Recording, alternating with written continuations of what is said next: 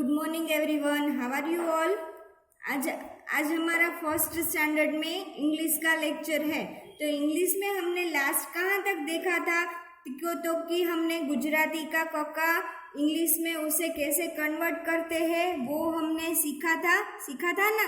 तो मुझे ऐसा है कि आप सबने सीख लिया होगा। हमने कहाँ तक किया था तो कि न तक, कनो के ए, खनो के एच ए, गनो जी ए, घनो जी एच ए, चनो सी एच ए, छनो सी डबल एच ए, जनो जे ए, जनो Z A oblique J H A, टनो टी ए, ठनो टी एच ए, डनो डी ए, ढनो डी एच ए, हणनो एन ए, तनो टी ए, थनो टी एच ए, दनो डी ए, धनो डी एच ए અને ननो एन ए। तो यहाँ तक हमने किया है। यहाँ तक सबने रीड कर लिया होगा और याद भी कर लिया होगा ना। हाँ, तो अब न के बाद क्या आता है वो हम देखेंगे यहाँ पे। तो न के बाद आता है प। तो प का क्या होता है तो के पनो पी ए, पनो पी ए, पनो पी ए। तो अब प के बाद आता है फ। तो फ का भी दो होता है स्पेलिंग, फोनो एफ ए भी होता है और पी एच ए। देखो यहाँ पे भी क्या हुआ, पनो पी ए है तो ये प का भी बाजू में ही फ आता है तो पनो पी एच ए पण थाय, फोनो पी एच ए पण थाय અને एफ ए पण थाय। ओके, तमे बे याद राखवाना छे। क्यारेक स्पेलिंग एफ पी एच थी स्टार्ट थाय, क्यारेक एफ थी स्टार्ट थाय। तो आपणे समझवू पड़े के पी एच थी स्टार्ट थयो छे तो आ एफ नो फ नो स्पेलिंग छे, मीन्स के फ थी स्टार्ट थाय छे। ओके, पछी आवे छे ब, बनो बी ए। શું થાય બનો બી એ। જો તમે બી બોલો ને તેમાં બ વર્ડ્સ આવે જ છે એટલે તમને આઈડિયા આવી જશે કે બી છે તો એનો સ્પેલિંગ ક્યાંથી સ્ટાર્ટ થશે તો કે બ થી। હવે આવે છે ભ। તો ભનો બી એચ એ થઈ ગયો। ભાવેશભાઈ નામ હોય તો એનો સ્પેલિંગ ક્યાંથી સ્ટાર્ટ થશે B H A V E S H. એવી રીતે આપણે સ્પેલિંગ રીડ કરી શકીએ। તો બી એચ એ છે તો આપણે શું ક્યાંથી રીડ કરવાનું રહેશે ભ। ઓકે,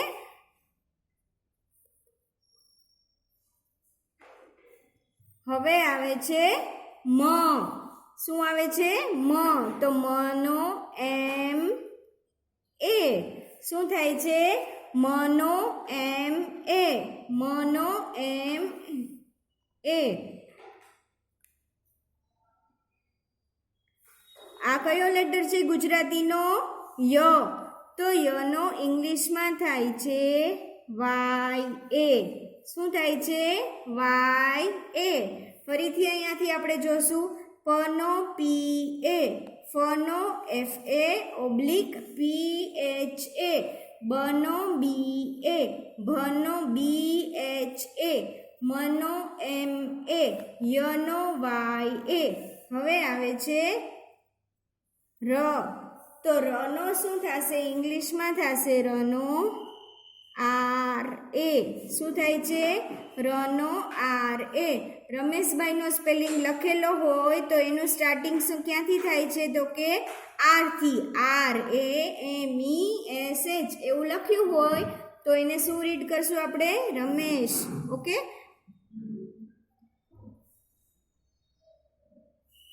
હવે આવે છે લ। લનો સ્પેલિંગ થાય છે એલ એ। ઓકે, લનો એલ એ, લનો એલ એ, વનો વી એ, વનો વી એ થાય અને ડબલ્યુ એ પણ થાય। આપણે જો વેનસડેનો સ્પેલિંગ છે, આપણે બોલીએ છીએ વેનસડે તેમાં આવ્યો વ પણ એનો સ્પેલિંગ ક્યાંથી સ્ટાર્ટ થાય છે તો કે ડબલ્યુ થી। તો અમુક સ્પેલિંગ ડબલ્યુ થી સ્ટાર્ટ થાય છે। વોટર સ્પેલિંગ છે તો વોટરનો સ્પેલિંગ શું થાય છે W A T E R. તો એમાં પણ ડબલ્યુ આવ્યો. ઓકે, તો એવી રીતે એમાં આપણે અમુક સ્પેલિંગમાં ડબલ્યુ યુઝ થાય છે અને અમુક સ્પેલિંગમાં વી યુઝ થાય છે. ઓકે, તો એ આપણે રીત કરતાં આગળ શીખી લેશું. હવે આવે છે આ મીંડાવાળો શ, મીન્સ કે શરણાઈનો શ. તો એનો આવે છે SHA. આ શ છે આપણે એકદમ શ બોલીએ છીએ, સ નહીં, શ. તો એના માટે આપણે શું કરશું? SHA. અને આપણે અહીંયા ઓબ્લિક કરશું, અહીંયા ફાડ્યો શ છે. તો બેયનો સ્પેલિંગ શું થાય છે? તો કે SHA. શ ફાડ્યો અને શ મીંડાવાળો, બેયનો સ્પેલિંગ થાય છે SHA. પછી ખાલી શ મતલબ કે સસલાનો સ, તો એનો સ થાય છે, એનો સ્પેલિંગ થાય છે SA. Okay, SA. આપણે સેટરડે બોલીએ તેનો સ સિમ્પલ સ છે, તો એનો સ્પેલિંગ ક્યાંથી સ્ટાર્ટ થાય છે? તો કે S થી. હવે છે હ. તો હનો સ્પેલિંગ છે HA. ઓકે, હનો સ્પેલિંગ થશે HA. પછી આ છે અળ. તો અળ છે ને એને આપણે ઇંગ્લિશમાં DA થી પણ ઓળખી શકીએ અને LA થી પણ ઓળખી શકીએ. વધારે આપણે L મૂકીએ છીએ, પણ ક્યારેક એવું થાય છે કે D પણ મૂકવો પડે છે. અત્યારે આપણે આનો સ્પેલિંગ LA રાખીએ છીએ. ધારો કે આપણા સામે કોઈની સરનેમ છે, એક વ્યક્તિની સરનેમ છે ઓળકિયા. ઓકે, તો હવે આપણે એને ઇંગ્લિશમાં લખવું હોય તો આપણે ઓળકિયાનો શું કરશું? અળનો શું કરી નાખશું? તો કે L કરી નાખશું. આપણે બોલશું ઇંગ્લિશમાં ઓલકિયા. ઓકે, એવી રીતે. પછી છે ક્ષત્રિયનો ક્ષ. તો એનો થાય છે KSHA. ક્ષ. એમાં જો ક અને ક્ષ આવી રીતે ક્ષ બે બોલાય છે, ક અને ક્ષ. તો એટલા માટે ક્ષ ઇંગ્લિશ આનો સ્પેલિંગ થશે ક્ષ, અને આનું ઇઝીલી છે આપણે XA. ઓકે, XA પણ થાય છે અને KSHA આવી રીતે બે થશે આના પણ. પછી છે જ્ઞ. તો કે GNA. જ્ઞ. તો જો એમાં ગ અડધો અને ન આવું વંચાય છે, જ્ઞ એટલે જી આખો નથી એટલે ગ અડધો અને NA જ્ઞ એટલે GNA. સિમ્પલ છે. ઓકે, પછી છે ત્ર. તો TRA. ત્રનો થશે TRA. તો જો ટ અડધો ને ર આખો છે એટલે ત્ર થયું. તો આખો નથી બોલતા, આપણે ત્ર બોલીએ છીએ એટલે TRA એમનો સ્પેલિંગ થશે. તો આ હતો આપણો કક્કો. આપણે આગળનો ન સુધીનો જોયો. અહીં ફરીથી આપણે જોશું. પનો PA, ફનો FA ઓબ્લિક PHA, બનો BA, ભનો BHA, મનો MA, યનો YA, રનો RA, લનો LA, વનો VA oblique WA, શનો અને ફાડ્યા શનો બેયનો SHA, સનો SA, હનો HA, અળનો LA, ક્ષનો KSHA oblique XA, જ્ઞનો GNA, ત્રનો TRA. તો આ હતો આપણો ઇંગ્લિશનો કક્કો.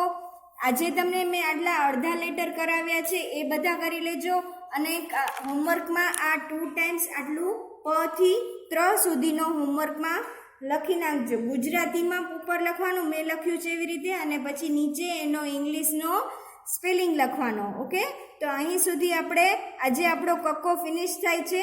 તો આપણે કાલે લાસ્ટ લેક્ચરમાં આપણે મંથના નેમ પણ જોયા હતા. હા, તો મંથના નેમમાં આપણે ફર્સ્ટ આપણો મંથ કયો છે? મંથનો યર ક્યાંથી સ્ટાર્ટ થાય છે? તો કે જાન્યુઆરીથી. તો જાન્યુઆરીનો સ્પેલિંગ થાય છે